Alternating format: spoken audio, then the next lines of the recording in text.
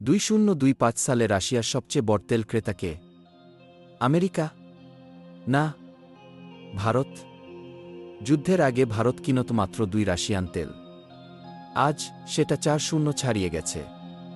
April 2025-এ Bharat রোজ 2.1 লক্ষ barrel তেল কিনেছে রাশিয়া থেকে, যেটা রিফাইন করে আবার রফতানি করছে ইউরোপে। দেখুন এই চার্ট। 2021 সালে রাশিয়া থেকে আমদানি ছিল 0.94 বিলিয়ন। 2025-এ সেটা হয়েছে 4-5 বিলিয়ন। এই টাকায় চলছে রাশিয়ার যুদ্ধ। এই কারণেই আমেরিকা স্যাংশন দিয়েছে 9টা ভারতীয় কোম্পানিকে। কেউ বলছে, ভারত না থাকলে রাশিয়ার অর্থনীতি ধ্বংস হয়ে যেত। ভারতের উত্তর, আমরা তেল কিনি, যুদ্ধ নয়। ডাবল স্ট্যান্ডার্ড না কৌশলী বুদ্ধি? এই নিরপেক্ষতাই কি রাশিয়ার যুদ্ধকে অক্সিজেন দিচ্ছে? অথচ এই সস্তা তেল আমাদেরও বাঁচাচ্ছে। আপনি কি বলবেন, নৈতিকতা আগে না অর্থনীতি? কমেন্টে লিখুন আর সাবস্ক্রাইব করুন ডি ইনফরমাও।